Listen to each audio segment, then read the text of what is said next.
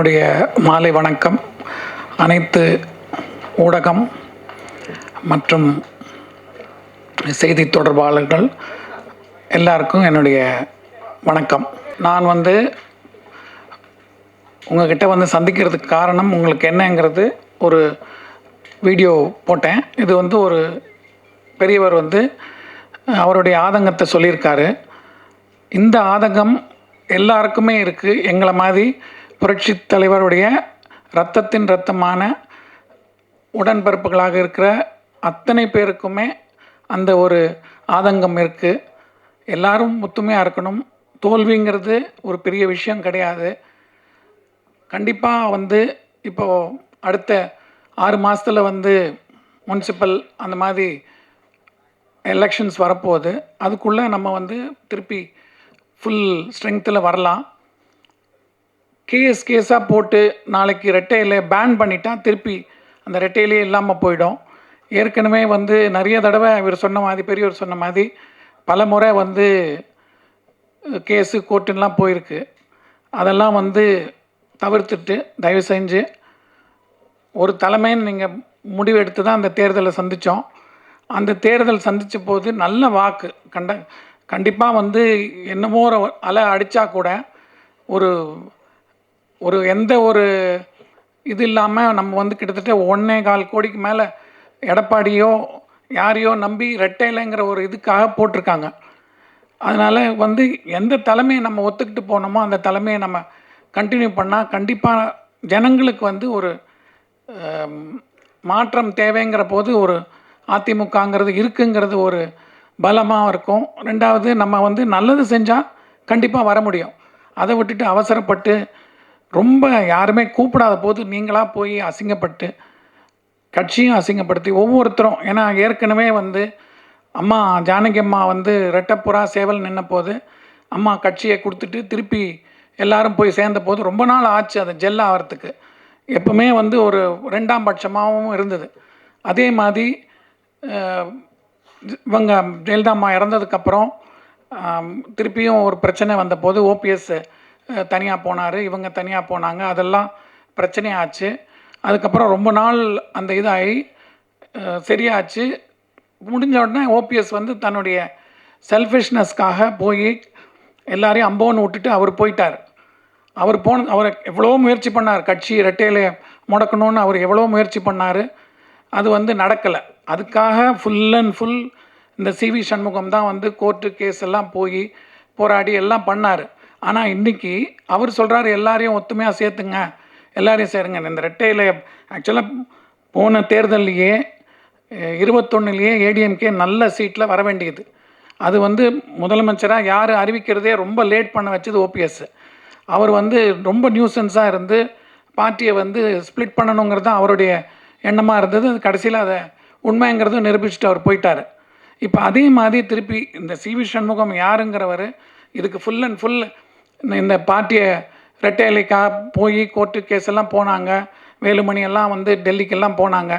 இன்றைக்கி அவங்களே திருப்பியும் ரெட்டையிலை முடுக்கினா கண்டிப்பாக ரெட்டையிலைக்கு ஒரு கிடைக்கிறது ரொம்ப கஷ்டம். ஏன்னா இந்த மிந்தி மாதிரி இல்லை, இப்போது ரொம்ப வேறு மாதிரி போயிட்டுருக்கு. அதனால் தயவு செஞ்சு நம்ம 2ஆம் பட்சமாக மாறக்கூடாது. ஏன்னா ஒரு தடவை நம்ம இப்போது தாவேக்காவோ அவங்கள நம்பி நீங்கள் போகிறீங்கன்னா கண்டிப்பாக இந்த எம்எல்ஏ போஸ்டெல்லாம் நிச்சயமாக டிஸ்குவாலிஃபை பண்ணிவிடுவாங்க. பண்ணிட்டா உங்களுக்கு சீட்டு கொடுக்க மாட்டாங்க, தாவேக்கா தான் நிற்பாங்க. அப்போ நீங்கள் ரொம்ப கேவலப்பட்டு போவீங்க. நீங்கள் அசிங்கப்படுத்தி ஏடிஎம்கேவை கேவலப்படுத்துறதுல எங்களுக்கெல்லாம் ரொம்ப கஷ்டமாக இருக்குது. எல்லாமே உண்மையாக ஆசையாக ரெட்டைலைக்கு இருக்கிறவங்க இன்றைக்கும் இருக்காங்க. அது நிரூபணமும் ஆயிருக்கு. அதனால் தயவு செஞ்சு இந்த மாதிரி அவர் எல்லாரையும் நீக்கிறாருன்னு சொல்கிறார். இந்த நீக்க சொன்னதே இவங்க தான். ஃபுல் அண்ட் ஃபுல் ஓபிஎஸ் கூட கேஸ் நடத்தினது, மற்றவங்கெல்லாம் பண்ணது, அந்த மாதிரி சொல்லி இப்போ கடைசியில் ஸ்லீப்பர் செல்லுன்னு சொல்லி இப்போ இவங்க ஸ்லீப்பர் செல் மாதிரி ஆயிட்டாங்க. இது ரொம்ப அசிங்கமாக இருக்குது. தயவு செஞ்சு எல்லாருமே திருப்பி ஒன்றா சேருங்க. இல்லை எங்களுக்கு வேண்டான்னு சொல்லிட்டு நீங்கள் வெளியில் போங்க. பட் பொதுக்குழு செயற்குழு உறுப்பினர்கள்லாம் தயவு செஞ்சு ஒத்துமையாக இருக்கணும். பின்னாடி போகிறீங்கன்னா அவங்களுடைய கிட்ட வேலை செஞ்சவங்களாக இருந்தால் அவங்க போவாங்க. பட் ஆனால் கண்டிப்பாக நான் சொல்கிறேன், அவங்கள நம்பி போனீங்கன்னா, ஏன்னா எனக்கு நல்லா தெரியும், விஜயகாந்த் அவர்களோட கூட்டு வச்சாங்க, ஏடிஎம்கே கூட கூட்டு வச்சாங்க. அவங்கெல்லாம் ஒன்றா அண்ணன் தம்பியாக பழகிட்டு இருந்தாங்க. திடீர்னு பிரிஞ்ச போது ரொம்ப அவங்க மனசு கஷ்டப்பட்டதெல்லாம் நான் பார்த்துருக்கேன். அதனால் அந்த மாதிரி நமக்கு வந்து அந்த நிலைமை வரக்கூடாது. ஏற்கனவே 2, 3 தடவை நம்ம அவஸ்தைப்பட்டுருக்கோம். அந்த மாதிரி தயவு செஞ்சு வராதிங்க. ரெட்டை இலைங்கிறது முக்கியம். எம்ஜிஆருடைய கட்சி நிறைய பேர் தியாகம், ஜானகியம்மா வந்து ஒரு எதிர்பார்ப்பும் இல்லாமல் கொடுத்துட்டு போனாங்க. அதுக்கப்புறம் இவர் சொல்கிற மாதிரி 96ல் ஒரு பெரிய தோல்வி வரும்போது எல்லாரும் அப்பவும் சிதறி ஓடுனாங்க. இதே வந்து தனியாக ஒரு குரூப் பண்ணாங்க, எல்லாம் பண்ணாங்க, கடைசியில் திரும்பி வந்துட்டாங்க. ஏன்னா வந்து அந்த அம்மாவுக்கு கொஞ்சம் ஆளுமை இருந்தது, அதனால திருப்பி கொண்டு வர முடிஞ்சுது. ஆனால் இப்போ இருக்கிற நிலைமை வந்து இவர் எவ்வளோதான் ஆளுமை இருந்தாலும் இப்போ வேறு மாதிரி அது இது பண்ணிக்கிட்டு இருக்காங்க. அதுக்கு வந்து கொஞ்சம் ப்ரீதிங் டைம் இருந்தால் நம்ம கண்டிப்பாக உள்ளாட்சி தேர்தலில் வந்து நல்ல ஃபுல் பலத்தோடு நம்ம வர முடியும். ஜனங்க பார்த்துக்கிட்டு இருக்காங்க. புதுசாக ஒருத்தர் வந்திருக்காரு, அவர் என்ன பண்ண போகிறாருங்கிறது எதிர்பார்ப்போடு இருக்காங்க. அதில் வந்து நல்லா பண்ணாங்கன்னா அவங்களுக்கு இருந்துட்டு போட்டோம். அதே அவங்க தவறு பண்ணும்போது ஒரு மாற்றுன்னு வரும்போது கண்டிப்பாக ஏடிஎம்கேக்கு ஒரு நல்ல சான்ஸ் இருக்குது. அதை தயவு செஞ்சு நீங்கள் மிஸ் பண்ணாதீங்க. மிஸ் பண்ணிங்கன்னா once and for all ADMK முடிஞ்சு போயிடும். யாரும் அந்த கட்சி போய்டும், இந்த கட்சி போய்டுன்னு சொல்லிட்டு கடைசியில் நம்ம குத்துற மாதிரி ஆயிடுச்சு. தயவு செஞ்சு அந்த மாதிரி வேலுமணியோ இவர் சண்முகமோ பேசுகிறச்செல்லாம் வந்து எங்களுக்கு ரொம்ப கிட்டத்தட்ட, அதாவது நத்தம் விஸ்வநாதன்லாம் வந்து இவர் சொல்ல சொல்ல அவர் பேசுகிறாரு. இவர் சட்டசபையில் பின்னாடி ஓடி போய் டாக்டர் விஜயபாஸ்கர் போய் என்னமோ ஒன்றும் தெரியாமல் இப்போ அவர்கிட்ட போய் கேட்டு வராரு. அந்த மாதிரியெல்லாம் நான் பார்த்ததே இல்லை சட்டசபையில் வந்து ஒரு 20 வருஷம் 30 வருஷமாக. முன்னாடி எப்படி நடந்தது எனக்கு தெரியாது. இந்த காலகட்டத்தில் இந்த மாதிரிலாம் ஏடிஎம்கேக்காரங்க அப்படி பிஹேவ் பண்ணி நான் பார்த்ததே கிடையாது. தப்பாக போகுது, ரொம்ப நல்லா இல்லை. நாங்கள்லாம் வந்து ரொம்ப வருத்தப்படுறோம். ரெட்டையில் ஏடிஎம்கே நல்லா ஸ்ட்ராங்காக வரும்ன்ற நம்பிக்கை இருக்குது. அதோடைய பாசிட்டிவ்னஸ் தான் வந்துக்கிட்டு இருக்குது. அந்த சமயத்தில் இவங்க வந்து தேவையில்லாமல் யாரோ புதுசாக ஒரு இவங்க வந்தாங்க, அவங்க பின்னாடி இவங்கெல்லாம் கூட சேர்ந்துக்கிட்டு போகிறாங்க. நிச்சயமாக வந்து அவங்களுக்கெல்லாம் எம்எல்ஏ போஸ்ட் போகும். போனால் அவங்கள வந்து ரொம்ப கேவலமாக நடத்துவாங்க. அவங்க கூட போகிறவங்க திருப்பி நாங்கள்லாம் வந்து ரொம்ப பார்த்துருக்கோம். திடீர்னு ஓபிஎஸ் கூட இன்றைக்கி விட்டுட்டு போனதுக்கப்புறம் அவங்கெல்லாம் எம்ஜிஆர் பக்தர்கள்லாம் எவ்வளோ வருத்தப்படுறாங்க. இந்த மாதிரி எங்களுக்கு மரியாதையே இல்லை, நாங்கள் என்ன பண்ணுறது, யார் கூட போகிறதுன்னு தெரியாமல் அவங்கெல்லாம் செதற மாதிரி போயிட்டுருக்க போது கூட அவங்களுக்கு மனசு இல்லாமல் அப்படியே நிற்கிறாங்க. அந்த மாதிரி ஒரு உண்மையாக இருக்கிறவங்கள தயவு செஞ்சு நீங்கள் விட்டு கொடுக்காதீங்க ப்ளீஸ். Thank you sir. இந்த கருத்தை நேராக நீங்கள் முயற்சி பண்ணியிருக்கலாமே சார் பேசுறது. சார், நான் வந்து 20-30 வருஷம் ஜானகியம்மா வந்து ரெட்டை இலையை கொடுத்துட்டு கட்சியை கொடுத்ததுக்கப்புறம் நம்ம வந்து வெளியிலேருந்து நம்ம ஏதாவது நல்ல நாள் பொழுதோ அவங்கக்கிட்ட போய் பார்க்குறது, அந்த ஒரு கட்சி நல்லா இருக்குங்கிற ஒரு சந்தோஷத்தில் தான் நாங்கள்லாம் இருக்கோம். அதனால் எங்களுக்கு வந்து நேராக போய் பேசுகிறதுல வந்து அது அபிப்பிராயம் இல்லை. நாங்கள் எங்களுடைய கோரிக்கை தான் வைக்கிறோமே தவிர அது முடிவெடுக்க வேண்டியது இப்போ அவங்க தான் தலைமை. அதனால் அவங்கக்கிட்ட நம்ம கோரிக்கை தான் வைக்க முடியும். இல்லை சார், எடப்பாடியே எந்த இடத்துலையும் எம்ஜிஆர் பேரே சொல்ல மாட்டேங்கிறாரு. அவங்க எம்ஜிஆர் பக்தர்களை மதிக்கவே மாட்டேங்கிறாரு. அப்போ எம்ஜிஆர் பேரை சொன்னால் தானே சார் அவருக்கு இன்னமும் அவர் புகழ் அடையலாம் சார். அது வந்து நீங்கள் வந்து பேசி ஒருத்தர் அவங்கவுங்களுடைய செல்ஃபிஷ்னஸ்க்காக சொல்கிறாங்களே தவிர எம்ஜிஆர் பக்தர்கள் எல்லாம் ஒன்றா தான் இருக்காங்க. அவங்க இருக்காங்க, தொண்டன்லாம் அதிமுகவில் அப்படியே தான் இருக்கான்.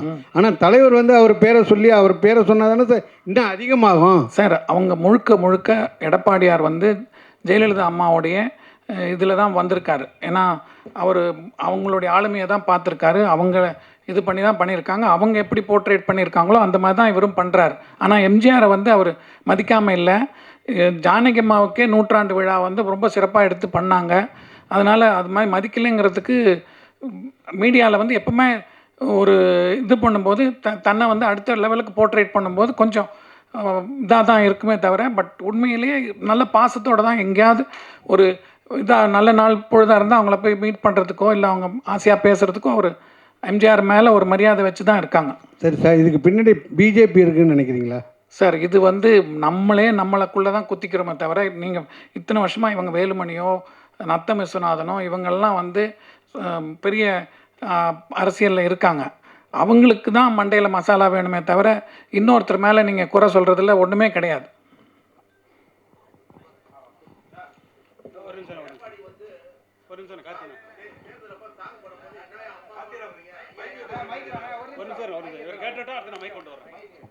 சார் சார் நீங்கள் சொல்கிறீங்க நீங்களே எம்ஜிஆர் ஃபேமிலி தான் வந்தீங்களா சார்? உங்களுக்கு இது வரைக்கும் ஒரு கட்சியில் அங்கீகாரமோ பதவி? சார் நாங்கள் யாரும் எதிர்பார்க்கல சார். நாங்கள் ஆனா சந்தோஷமாக எங்களை எங்கே போனாலும் அந்த இதுக்கு ஒரு மரியாதை கொடுத்து எங்களை ஆசையாக இது பண்ணுறாங்க.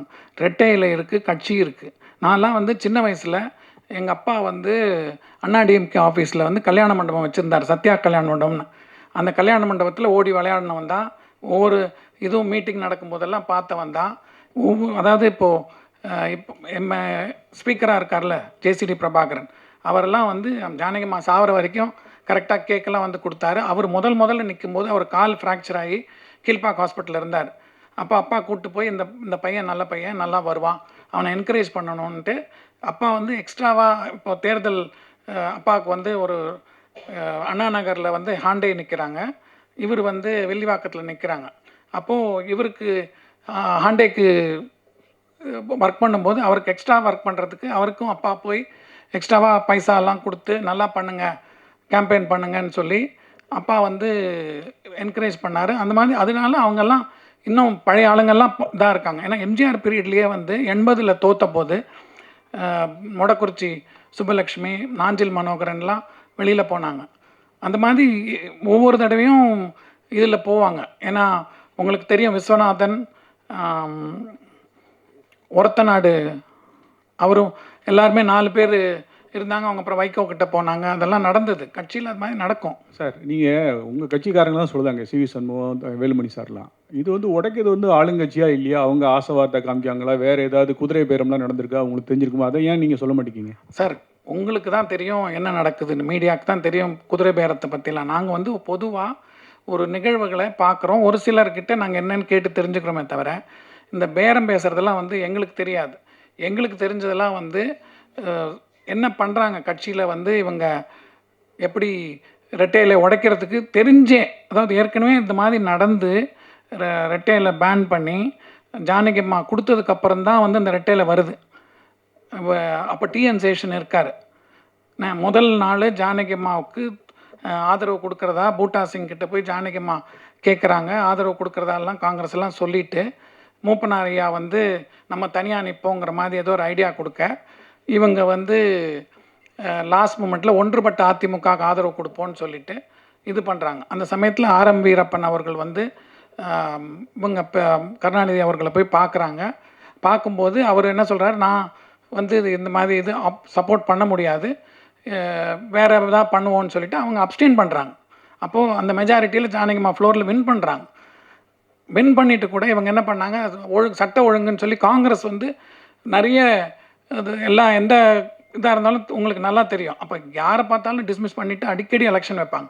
பட் இப்போ வர ஃப்யூச்சரில் வாஜ்பாய் கவர்மெண்ட்டுக்கு அப்புறம் அந்த பாலிசிஸ் கூடாதுன்னு சொல்லி ரொம்ப நாள் வந்து என்ன பிரச்சனை இருந்தால் கூட அந்த 5 years டேர்ம்ஸை உள்ளே அலோவ் பண்ணுறாங்க, மீட் பண்ணுறாங்க. அதனால் பிரச்சனைகள் வந்து நம்மக்கிட்ட தான் இருக்கே தவிர மற்றவங்கக்கிட்ட இல்லை. சார் வணக்கம் சார். இப்போ எம்ஜிஆர் துவங்கிய கட்சி அதோடைய சின்னம் வந்து சிக்கலாயிடக்கூடாது அப்படிங்கிறதுல இவ்வளோ ஒரு ஆர்வமாக சொல்கிறீங்க. ஏன்னா அரசியலில் ஈடுபடாட்டி கூட ஒரு அக்கறையாக சொல்கிறீங்க. இப்போ இதே மாதிரி இன்னொரு முக்கியமான விஷயம் என்னென்னா, இந்த இந்தி திணிப்பு எதிர்ப்பு விஷயத்தில் எம்ஜிஆர் சிறைக்கே போயிருக்கிறார். அதை ஒரே நேரத்தில் அரசியல்லையும் சினிமாவிலையும் ஈடுபட்டார். ஆனால் எந்த ஒரு தகுதியுமே இல்லாமல் தன்னை எம்ஜிஆர்னு சொல்லிக்கிற ஆட்கள் இருக்காங்க. அதை நீங்கள் ஏன் இது வரைக்கும் கண்டிச்சதில்லை? அதை நியாயமாக கண்டிக்கணும். உங்களுக்கு ஒன்று தெரியுமா, எம்ஜிஆர் வந்து நீங்கள் இந்த படம் பாருங்கள், நவரத்தனம்னு ஒரு படம் பாருங்கள், அதில் ஹிந்தி பாடலே அவர் பாடி நடிச்சிருக்கார்.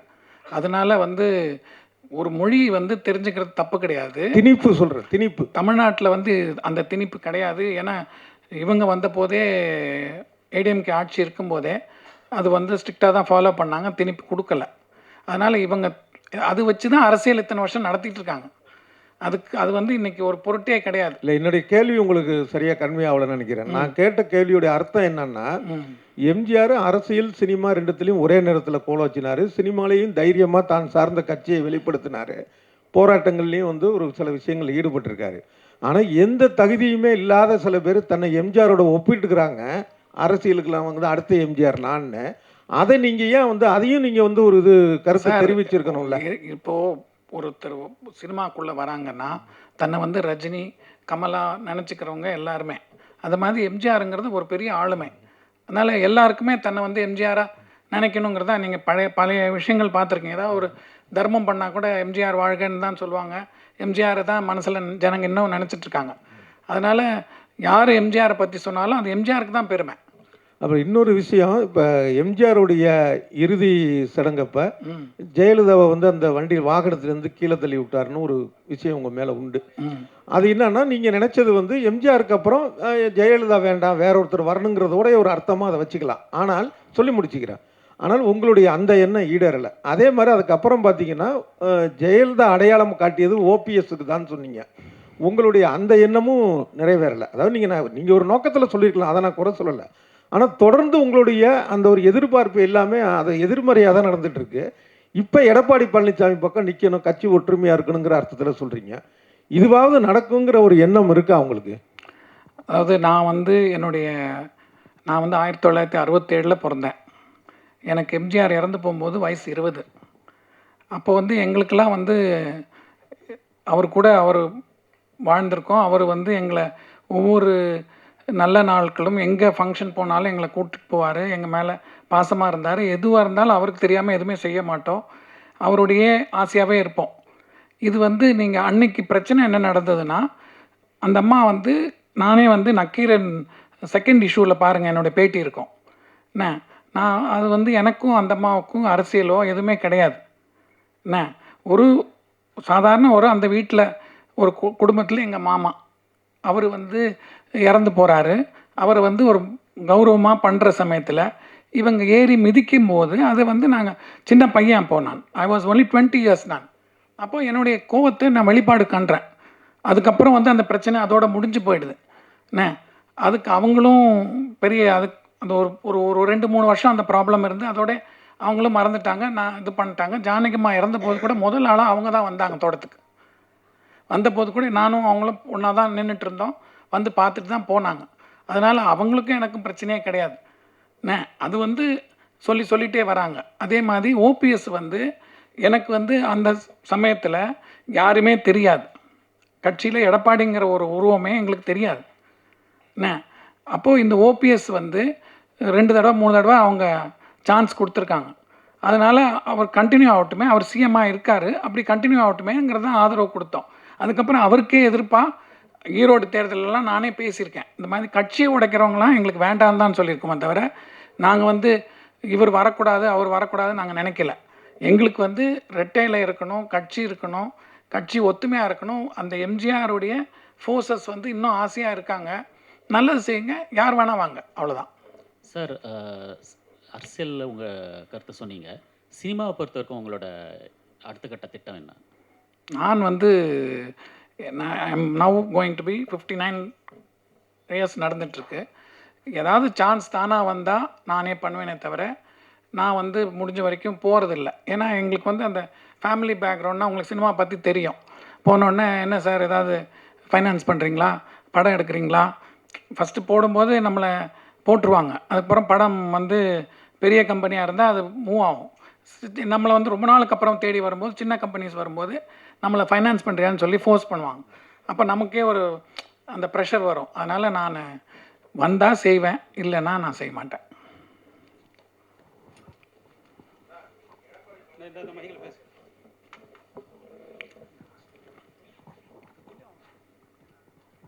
எடப்பாடி பழனிசாமி கட்சை வந்து லாட்ரியோட அதிபர் மார்ட்டின் ஒய்ஃப்ட்ட அடமான வச்சது மாதிரி தான் 500 கோடி வாங்கிட்டு ஏதோ திருச்சி ஆளே இல்லாத மாதிரி லால்குடியில் கோயம்புத்தூர்லேருந்து கொண்டு ஒரு கேண்டிடேட் நிறுத்தியிருக்காரு. இது அவங்க கட்சியிலே பரவலாக பேசிகிட்டு இருக்காங்க. இப்போ இவ்வளோ பிரச்சனை கட்சியில் போய்கிட்டு இருக்கிறதுக்கு அந்த அம்மா தான் காரணன்றாங்க. எடப்பாடியை வீட்டுக்குள்ளே பார்த்துட்டு வந்துட்டு 10 நிமிஷம் வெளியில் வந்து நாங்கள் உடன்பாடாட்டம் டிவிக்கு விஜய் கட்சி கூட சேர போகிறோன்னு அந்த அம்மா பேட்டியும் கொடுக்குது. ஏன் உள்ளேருந்து எடப்பாடி வந்து வேணான்னு சொல்ல வேண்டியதானே? யாரோ பேட்டி கொடுக்குறது, ஏன் இப்படி கொடுக்குறேன்னு கேட்குறாரு. ஏன் இந்த அம்மாட்ட மட்டும் சொல்ல மாட்டாரு? வாங்கின காசு காண்டியா? நீங்கள் சொல்கிற வந்து எல்லா கட்சியுமே தேர்தல் நிதி வாங்கியிருக்காங்க. அதனால் இவங்க வாங்கினாங்க அவங்க வாங்கினாங்கங்கிறது நீங்கள் சொன்னீங்கன்னா அது சரியாக வராது. ஏன்னா மற்ற கட்சியிலையும் இந்த ஃபேமிலி இருக்குது. அதனால் எல்லா கட்சியிலையும் அவங்க இருக்காங்க. அதனால் அதுக்கும் இதுக்கும் சம்மந்தமே கிடையாது. இது வந்து கட்சி அவங்க உடைப்பாங்கங்கிறது தப்பு தான். அவங்க கொண்டு போய் உள்ளே விட்டது, லாஸ்ட் மூமெண்ட்டில் கொடுத்தது தப்பு தான். அது வந்து வேலுமணி அவங்க தான் கூட்டு போய் விட்டாங்கங்கிறாங்க. அதனால தான் இன்றைக்கி நம்ம கஷ்டப்படுறோம்.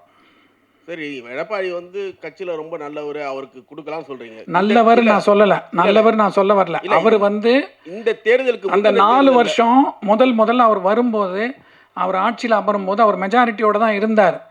ஆனால் ஓபிஎஸ்ஸை வந்து மன்னிச்சு கூட சேர்த்துக்கும் போது அவர் வந்து துணை முதலமைச்சர் கட்சியில் ஈக்குவல் போஸ்ட் கொடுக்கும்போது எல்லா இதுவும் மூவ் ஆகும்போது ஒவ்வொரு தடையும் டிலே பண்ணுறதும் தனக்கு சாதகமாக வேணும்னு உங்களுக்கு நல்லா தெரியும். எம்பி பதவி சண்முகத்துக்கு கொடுத்தாங்க, முனுசாமி கொடுத்தாங்க. இவங்க 2 பேருமே வந்து வேஸ்ட் பண்ணிட்டு போயிட்டாங்க. இதுதான் எல்லாருடைய வருத்தமே. யாராவது ஒரு புது ஆளுக்கு கொடுத்துருக்கலாம், அவங்களாவது வந்திருப்பாங்க. கட்சியில் பாடுபடுறவங்களாம் இருக்காங்கன்னு அந்த மாதிரி சின்ன சின்ன கம்ப்ளைண்ட்ஸ் இருக்குது. இன்றைக்கி சிவி சண்முகம்லாம் பேசுகிறதுக்கு தகுதியே கிடையாது. அவர் வந்து இந்த எலெக்ஷன் வர வரைக்கும் வெயிட் பண்ணிவிட்டு அவர் எம்எல்ஏ ஆகிருக்கலாம். அவர் ஏன் வந்து அவசரம் போய் எம்பி ஆனார்? அதுக்கப்புறம் எதுக்கு தோற்றுருவாருன்னு பயம் இருந்தது அவருக்கா? இல்லை, போன தேர்தலுக்கு சாங் வந்து ஒன்று போட ரெடி பண்ணியிருந்தாங்க அதிமுகவில். அப்போ என்ன அம்மான்னு போட்டுக்கிட்டீங்க, ஐயான்னு மாற்றுங்கன்னு சொன்னது எடப்பாடியார்ன்றது எல்லாத்துக்கும் தெரிஞ்ச ஒரு விஷயம். அவர் வந்து ஒன்றும் அம்மா மேலேயோ கட்சி மேலேயோ ரொம்ப பிரியமாக உள்ளவர்லாம் இல்லை சார். தேவைகள் சார், இன்னைக்கு பதவிக்காக ஓடுறவங்க யாருமே கட்சி மேலே பிரியமாக இல்லைங்கிறதா நாங்கள் வருத்தமாக சொல்கிறோம். எடப்பாடி வந்து பண்ணலன்னு சொல்லாதீங்க. அவர் வந்து இன்னைக்கு ஓரளவுக்கு இந்த கட்டுக்கோப்பாக கொண்டு போனதும் இன்னைக்கு வந்து ஓரளவுக்கு இத்தனை பர்சன்டேஜ் நீங்கள் வந்து ரெட்டை இல்லைங்கிற ஓட்டாக இருந்தாலும் இவர் வந்து நிறைய அவருடைய 4 ஆண்டு கால ஆட்சியில் நிறைய செஞ்சுருக்காரு, சைலண்ட்டாக செஞ்சுருக்காரு. இவங்க வந்து என்னது மெடிக்கல் மதுரையில் வந்து இது கொண்டுறதா இருந்தது, எய்ம்ஸ் கொண்டுறதா இருந்தது.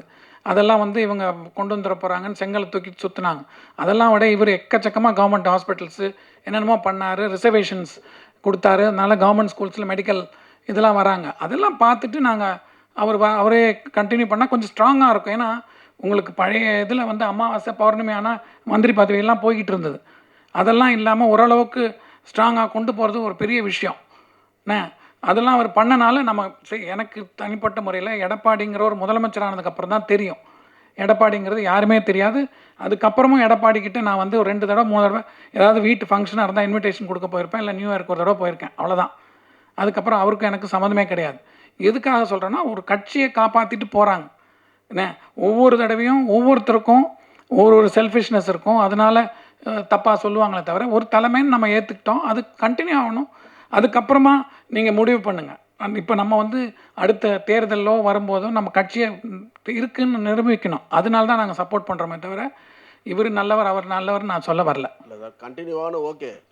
வெளியில் போகிறவங்கள என்ன பிரச்சனை, வா உள்ளே இருன்னு சொல்கிறத விட்டு போறையா கிளம்பு அப்படின்னா அது சிவி சண்முகம் சொல்கிறாரு. அந்த சிவி சண்முகம் தான் நிறைய பேர் விரட்டினாரு. நீங்களே பார்த்துருப்பீங்க. ஓபிஎஸ்க்கு எதிராக பொதுக்குழு கூட்டு நடத்துகிற போது முனுசாமி வந்து ஆதரவு கொடுத்து உட்கார்ந்துருக்காரு. அவரை மேடையிலே அசிங்கப்படுத்தினார் அந்த சிவி சண்முகம். அவரை அடிக்கிற மாதிரிலாம் போய் பேசினார். நேற்றுக்கு சசிகலா சொல்கிறாங்க, இனிமேல் கட்சி ஒன்றாயிரம், எல்லாத்தையும் ஒன்று சேர்ப்போம். யார்? சசிகலா நேற்றுக்கு ப்ரெஸ் மீட் வச்சுருக்காங்க. சசிகலாங்கிறவங்க முதல்ல இத்தனை பேர் எலெக்ஷனில் அதிமுகவுக்கு எதிர்த்து நிற்க வச்சதே அவங்க தப்பு. அவங்க உண்மையான எம்ஜிஆர் மேலேயோ கட்சி மேலேயோ பாசமே கிடையாது அவங்களுக்கு. ஒரு அறிக்கை விட்டுருக்கலாமே நேற்று உடனே நீங்கள். அதுதான் நான் சொல்ல வரேன் இன்றைக்கி. அதனால தான் நான் வரேன். நேற்றுக்கே நான் கேட்டேன், இன்றைக்கி தான் அரேஞ்ச் பண்ணாங்க. அதனால் இன்றைக்கி பேசுகிறேன். சசிகலா ஒரு பொம்பளையே அந்த கட்சியை வந்து நாங்கள் அழிக்கணும்னு தான் நினைக்கிறாங்களே தவிர செல்ஃபிஷ், அவங்க ரொம்ப செல்ஃபிஷ். சார், நீங்கள் சொல்கிறீங்க இப்போ இவர் சிவி சண்முகமும் வேலுமணியும் வந்து பார்த்தீங்கன்னா கட்சிக்கு உண்மையாக இல்லை அப்படின்றீங்க. சார், கட்சிக்கு இல்லை சார். அவங்க ஒரு குற்றச்சாட்டு ஒன்று வச்சிருக்காங்க ப்ரெஸ் மீட்டில். என்னன்னா, எடப்பாடி அவர்கள் தான் வந்து பார்த்தீங்கன்னா டிஎம்கேயோட அண்டர் டீலிங் பண்ணி அந்த எலெக்ஷன் ரிசல்ட் அப்போ வந்து எங்கள்கிட்ட பேசினாரு, அதனால தான் நாங்கள் இந்த எதிர்ப்பு தெரிவிக்கிறோம் அப்படின்னு சொல்லிட்டு ஒரு குற்றச்சாட்டு வச்சிருக்காங்க. இதுக்கு உங்களோட பதில் என்ன? யார் டிஎம்கேயோட அண்டர் டீலிங் வச்சிருக்காங்க? சார், அவர் முதல்ல ஆதரவு கொடுக்க போகிறதுக்கு முன்னாடி, சட்டசபையில் போய் ஆதரவு கொடுக்கறதுக்கு முன்னாடி இந்த மாதிரி பேசியிருந்தா ஏதாவது ஒரு விஷயம் இருக்கான்னு நம்ம நினைக்கலாம். நீ நேராக ஓடி போய் சட்டசபையில் போய் அவருக்கு பொன்னாடை போத்துறதும் அவருக்கு வீட்டுக்கு வந்து அவர் உங்களை பார்க்குறதும் இது பண்ணிகிட்டு இருந்தா, அப்போ வந்து நீ சொல்கிறதெல்லாம் என்ன? அப்போ நீ வந்து உன்னுடைய இதை செல்ஃப் டிஃபெண்ட் பண்ணுற என்ன?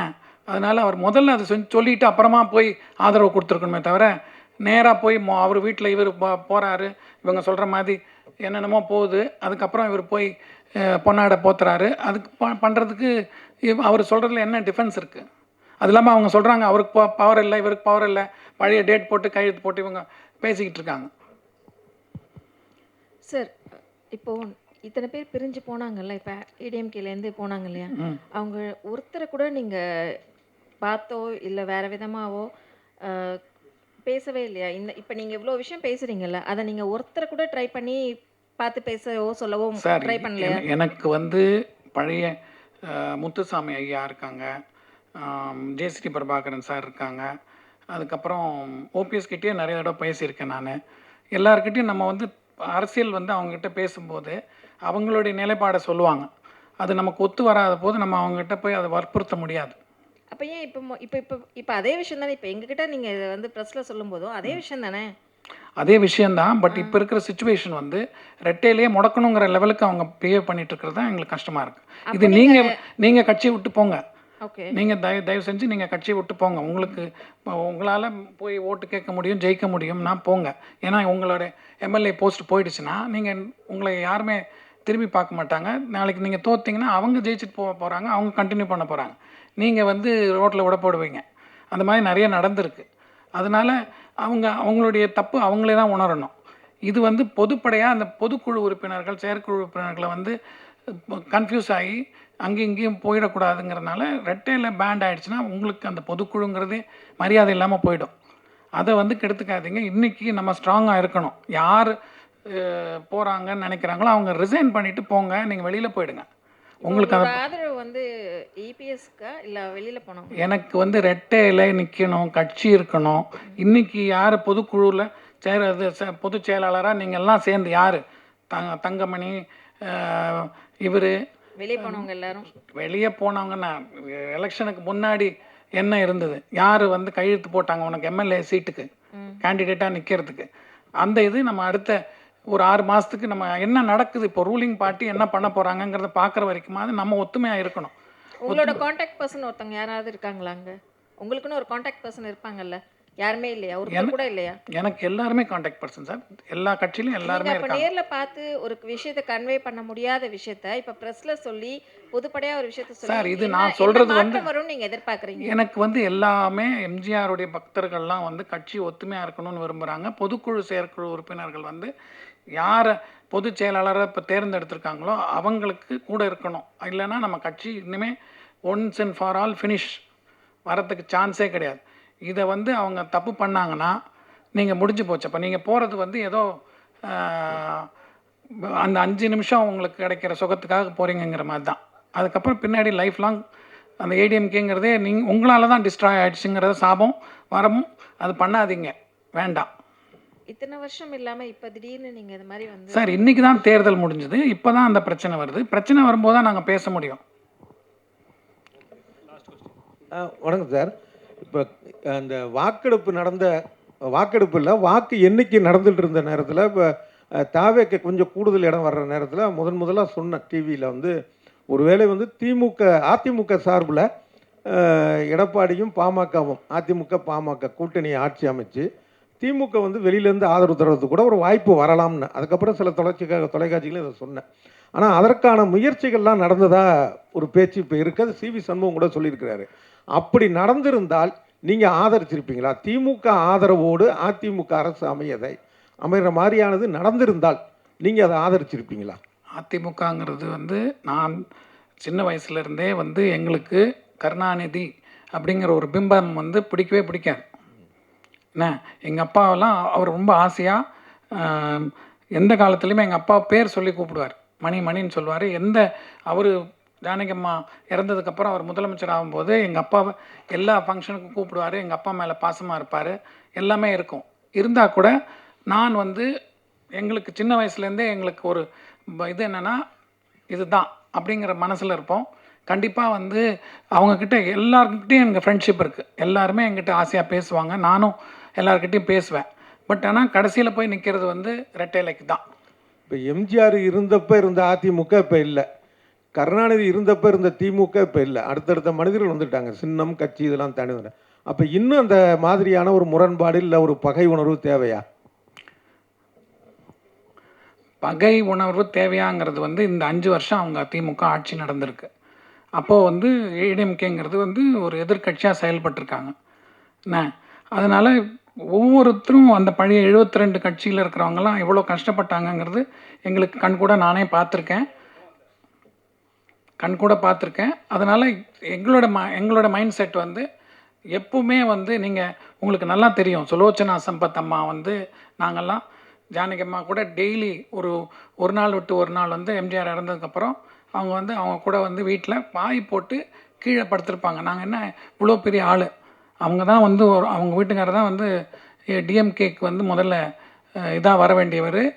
அவங்களே வந்து எங்கள் கூட குழந்தைங்களில் ஒருத்தராக வந்து விளையாடிக்கிட்டு வந்து படுத்திருப்பாங்க. அவங்க வந்து அதிமுகவில் இருக்கும்போது அவங்க பையன் இளங்கோவுடைய கல்யாணத்துக்கு இவங்க போகல. அப்போ வந்து அந்த ஆளுமைக்கு கட்டுப்பட்டு அவங்க இருந்தாங்க. அதே மாதிரி உங்களுக்கு இவர் தெரியும், ஸ்ரீவில்லிபுத்தூர் தாமரக்கனி, அவருடைய இறப்புக்கு அவருடைய பையன் போகல. அவர் மந்திரியாக இருந்தார். தமிழ்ச்செல்வனோ என்னமோ ஒரு பேர், இன்ப தமிழ்ச்செல்வன். பையங்க தம்பிதுரை வந்து தன்னுடைய மகள் திருமணத்துக்கு போலேன்னா சம்பந்தி மாற்று கட்சியை சேர்ந்தவர் அப்படிங்கிறதுனால. இதேதான். ஆனா இதெல்லாம் வந்து ஒரு நாகரிகமான விஷயம் நினைக்கிறீங்களா? இல்லை, எம்ஜிஆர் இருக்கும்போதே அது நடந்ததுங்க. எம்ஜிஆர் இருக்கும்போது கேஏகே வந்து ஒரு இதில் போய் கல்யாணம் பண்ணியிருக்காங்க. அவங்க சொந்தத்தில் ஏதோ கல்யாணம் பண்ணிவிட்டு அந்த கல்யாணத்தை கூப்பிட்றாரு. எம்ஜிஆருக்கு அப்போ உடல்நிலை சரியில்லாத நேரம். எம்ஜிஆர் வந்து அன்னைக்கு உடம்பு சரியில்லை, வரமாட்டாருங்கிற மாதிரி சொல்லிவிட்டு அவர் பாம்குரு வழியாகவே, அவர் ராமாவரத்துலேருந்து கிளம்பி மவுண்ட் ரோடு வழியாக போகலாம், பாம்குரு வழியாகவே போய் உட்லண்ட்ஸில் போய் இவங்க கல்யாணத்தில் அட்டன் பண்ணாங்க. நளினி அவங்க கல்யாணத்துக்கு அட்டன் பண்ணார். அதனால் வந்து அது அந்த தலைமையோடைய அவங்க இஷ்டம்.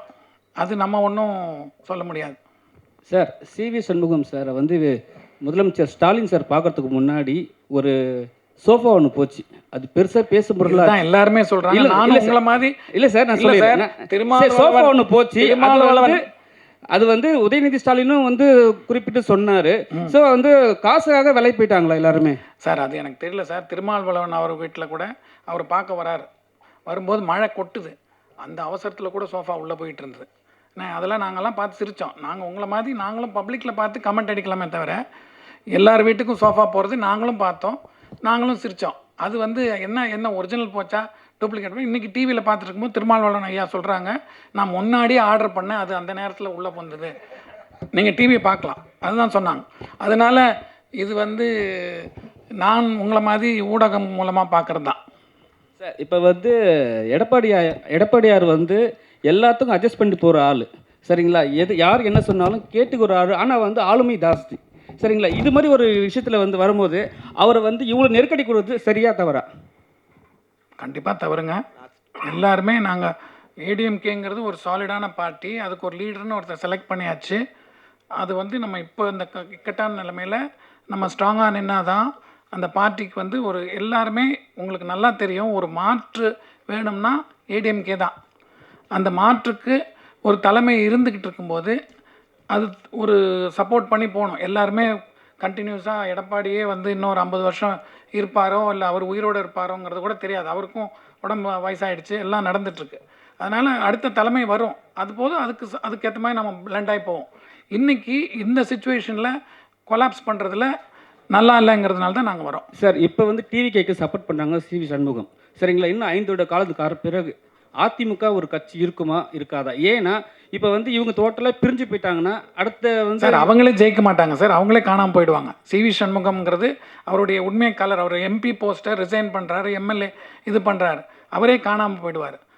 எங்களை மாதிரி எம்ஜிஆர் இது சோத்த தின்னவங்க, இல்லைன்னா எம்ஜிஆர் மேலே பாசமாக இருக்கிறவங்க, எம்ஜிஆர் மன்றத்தில் இருக்கிறவங்க, அப்புறம் அந்த குடும்பத்தில் இருக்கிறவங்க இருக்காங்களே. இப்போ நானே என் வீட்டில் நான் வந்து என் பையன்கிட்ட இந்த எலெக்ஷனில் இப்படி இருக்கேடா பக்கத்தில், நான் வந்து தேர்தலுக்காக வெயிட் பண்ணி தேர்தலில் ஓட்டு போட்டுட்டு அன்றைக்கி சாயங்காலம் நான் ஒரு முக்கியமான இதுக்காக நான் லண்டன் கிளம்புறேன். நான் போகும்போது என் பக்கத்து சீட்டில் பாம்பேலேருந்து 2 பசங்க, ஒரு யங்ஸ்டர்ஸ், பெரம்பூர் தொகுதியில் சேர்ந்த ஒரு பொண்ணு ஒரு பையன், வேறு ஏதோ ஒரு 2 பேர் வேறு ஆளுங்க. அதே மாதிரி இன்னொருத்தர் அந்த பக்கம் ஒரு முஸ்லீம் ஃபேமிலி உட்காந்துருக்காங்க. இவங்ககிட்ட சும்மா ஜாஸ்தியாக பேசும்போது அவங்க சொன்னாங்க, எங்கள் அப்பா வந்து இந்த பொண்ணு சொல்கிறா, ஏரோஸ்டஸ்ஸு லீவ் போட்டு வந்திருக்கா, அவள் சொல்கிறா எங்கள் அப்பா வந்து திமுக பரம்பரை திமுக, ஆனால் நான் வந்து இவருக்கு ஓட்டு போடுறேங்கிற மாதிரி வரா. அதே மாதிரி அந்த இவர்கிட்ட கேட்குறேன், இஸ்லாமிய சகோதரர் அவர் ஒய்ஃபோடு போகிறாங்க, அப்போ கேட்குறேன் இல்லை திமுக தான் வரணுங்கிற மாதிரி பேசுகிறாங்க. அதனால் கருத்துக்கள் வந்து அந்த மாதிரி நிறைய இருக்கும். ஒரு தகவலுக்காக சொல்கிறேன். ஜெயலலிதா உயிரோடு இருந்த வரைக்கும் குடியரசுத் தலைவர் மாளிகையில் போய் அவரை சந்திக்க போனாலும் இவருக்கான ஒரு சோபா அங்கே முன்னாடி அங்கே போகும். அப்படி நடந்தது. ஒரு தகவலுக்காக சொல்கிறேன். அப்போ நீங்கள் வந்து சிம்பிளாக இல்லை. இப்போ வர சீஃப் மினிஸ்டர் வந்து சிம்பிளாக இருக்க மாட்டார். ஒரு ஃப்ளோர் பூரா அவர் போனால் புக் பண்ண போகிறாரு. நம்ம நாட்டு பைசாவை பூரா காலி பண்ண போகிறாரு. அப்படி தானே சொல்ல வரீங்க? சார் அதான் நானும் அந்த தகவல் சொல்கிறேன். அப்போ சிம்பிளான மாற்றம் கிடையாது. இது வந்து 50 வண்டி போகும், சோஃபா போகும், அப்புறம் நம்ம நம்பிக்கை போட்டவங்களுக்கெல்லாம் நாமம் சாத்திட்டு போவாங்க. சார் இப்போ நீங்கள் சொன்னீங்க சிவி சண்முகம் வேலுமணி இவங்களாம் வெளியில் வந்துட்டாங்க அப்படின்னா கண்டிப்பாக அவங்களுக்கு வேல்யூ இருக்காது அப்படின்னீங்க. இதுவே வந்து போன ஆட்சியில் வந்து பார்த்தீங்கன்னா ஓபிஎஸ் அவர்கள் அதிமுக சார்ந்து ஒரு விஷயம் பதிவிடும் போது எடப்பாடி அவர்கள்லேருந்து எல்லாருமே குரல் கொடுத்தாங்க. அதிமுக சார்ந்து எந்த ஒரு கருத்தும் நீங்கள் பதிவிடக்கூடாது அப்படின்னு சொல்லிட்டு அவங்களுக்கு அகெயின்ஸ்டாக குரல் கொடுத்தாங்க. ஆனால் இன்றைக்கி சட்டசபையில் எடப்பாடி அவர்கள் வந்து பார்த்தீங்கன்னா தாவேக்காவுக்கு வந்து ஆதரவு தெரிவிக்கல. அதே வந்து பார்த்தீங்கன்னா சிவி சண்முகம் வேலுமணி இவங்கெல்லாம் வந்து பார்த்தீங்கன்னா அதே சட்டசபையில் உள்ளே இருந்துக்கிட்டு ஆதரவு தெரிவித்து ஒரு கும்பல் நிற்கிறாங்க. ஆனால் இந்த இடத்துல எந்த ஒரு குரலும் கொடுக்கல எடப்பாடி அவர்கள். அப்போ சிவி சண்முகம் வேலுமணி இவங்களோட செயல்பாடுக்கு பயந்துட்டாரா எடப்பாடி அவர்கள்? சபராகரிகம்னு ஒன்று இருக்குது சார். உங்கள் கட்சி ஆளே திடீர்னு பிஹேவ் பண்ணும்போது அவருக்கு வந்து எக்ஸ்பீரியன்ஸ் இருக்கிறனால அவர் காமாக இருக்காரே தவிர, சிவி சண்முகம் நீங்களே பார்த்துருப்பீங்க டிவியில் பிஹேவ் பண்ணுறதும் விஜயபாஸ்கர் ஓடுறதும். அப்போது அந்த சீப் பிஹேவியர் பண்ணும்போது இவரும் அதுக்கு ஈக்குவலாக போய் பண்ணால் அப்போ நீங்கள் வந்து ஒரு சீஃப் மினிஸ்டராக பார்த்தவருடைய டெக்காரமை வந்து கெடுக்கிற மாதிரி ஆகிடும். அவர் வந்து முதல்ல ஒரு எம்எல்ஏவாக இருந்தால் அது வேறு பிஹேவியர், தலைவராக வரும்போது சீஃப் மினிஸ்டராக இருக்கும்போது பிஹேவியர். அதனால் அவர் டீசெண்டாக பிஹேவ் பண்ணார், இவர் இன்டீசெண்டாக பிஹேவ் பண்ணியிருக்காரு. இல்லை சார், கடந்த ஆட்சியில் வந்து பார்த்தீங்கன்னா ஓபிஎஸ் இருக்கும்போதே வந்து பார்த்தீங்கன்னா எடப்பாடி அவர்கள் அதே சட்டசபையில் தான் அந்த வார்த்தையும் பதிவிட்டார். ஓகே, ஸோ அப்படி இருக்கும்போது இப்போ ஏன் அந்த நாகரிகம் தெரிஞ்சிருக்கு அவருக்கு? சார், ஓபிஎஸ்ங்கிறவர் வந்து அவருக்கு முன்னாடி சிஎம்மாக இருந்திருக்காரு. என்ன அவர் வந்து செஞ்ச விஷயங்கள் வந்து ஒரு பொதுக்குழு இது பண்ணியாச்சு, அவர் சிஎம் ஆகிட்டார். அதுக்கப்புறம் நீங்கள் கட்சியை கெடுக்கிறதுக்குனே நீங்கள் பண்ணும்போது அந்த ஒரு இது சொல்கிறாரே தவிர, இன்றைக்கி இருக்கிற சுச்சுவேஷனில் உங்களுக்கு சிவி சண்முகமோட பிஹேவியரை பற்றி தெரியும். அவருடைய நடவடிக்கைகள்லாம் தெரிஞ்சுட்டு அவருக்கு ஈக்குவலாக அவர் வந்து இறங்கி பேச முடியாது. சார் வணக்கம் சார். சொல்லுங்கள். மாண்புமிகு எம்ஜிஆர் அவர்களால் துவக்கப்பட்ட அதிமுக, ஜெயலலிதா அவர்களால் கட்டி காக்கப்பட்ட அதிமுக, இன்றைக்கி சல்லியாக உடைச்ச சசிகலா அவர்களே என்ன சொல்லியிருக்காங்கன்னா, எல்லாரும் ஒன்றா சேர்ந்து மீண்டும் அதிமுக ஒருங்கிணைச்சு கொண்டுட்டு வரணும் அப்படின்னு சொல்லியிருக்கிறாங்க. அது நடைமுறை சாத்தியமாக? நீங்கள் ரெட்டையிலையை வந்து எப்படி காப்பாற்ற போகிறீங்க? இதுக்கப்புறம் உங்களோட நடவடிக்கை என்னவா இருக்கும்? சார், நான் தான் முதல்ல அவர் கேட்கும்போதே சொன்னேன். அவர் கேட்டபோதே சொல்லிட்டேன். சசிகலா வந்து முதல்ல இத்தனை பேர் கேண்டிடேட் நின்று ஓட்டை பிரித்ததே தப்பு. அப்போனா உங்களுக்கு விஜயகாந்த் பொண்டாட்டிக்கும் சசிகலாவுக்கு என்ன டிஃப்ரென்ஸு? உங்களுக்கு என்ன காசு கிடைக்குதோ, என்ன சீட் கிடைக்குதோ அங்கங்கே ஓடுற மாதிரி போயிட்டு இருந்தாங்கன்னா, அப்போது சசிகலா வந்து ஆப்போசிட்டில் இருக்கிறவனுக்கு நீங்கள் ஆதரவாக செஞ்சீங்கன்னா அப்போ நீங்கள் என்ன ஒன்றுபட்டது? இப்போது இவரும் சொல்கிறது மாதிரி தானே இருக்குது. சண்முகம் வந்து தொட்டிலும் ஆட்டி விட்டுட்டு புள்ளையும் கிள்ளி விட்டுட்டு அழறது பேசுகிறதில்ல, என்ன நியாயம் இருக்குன்ற அது மாதிரி இந்த அம்மாவும் ஒதுக்கப்பட்டவங்க. இவங்க வேண்டான்னு முடிவு பண்ணிட்டாங்க. என்ன ஆனானப்பட்ட தினகரனே அவ்வளோ இது இருந்த போது அவர் இப்போது கூட இருக்கார். என்ன சந்தர்ப்ப சூழ்நிலையில் போயிட்டாங்க, அவர் அண்டர்ஸ்டாண்ட் பண்ணிக்கிட்டார், அட்ஜஸ்ட் பண்ணி தானே போனாங்க. அதனால் ஓரளவுக்கு ஒரு ஸ்ட்ரென்த்து கிடச்சதில்ல. அது அந்தம்மா வந்து பேசாமல் இருந்திருந்தா ஜெயிச்சிருக்கலாமே. அப்புறம் நீங்கள் பேசுனீங்கன்னா அது ஒரு வேலிடு பாயிண்ட்டாக இருக்கும். நீங்கள் எல்லா தப்பும் பண்ணிவிட்டு இப்போது சுச்சுவேஷனில் போய் நான் ரொம்ப பெரிய இது பேசுகிறேங்கிற மாதிரி பேசுனா அது நல்லா இல்லை. Thank you so much.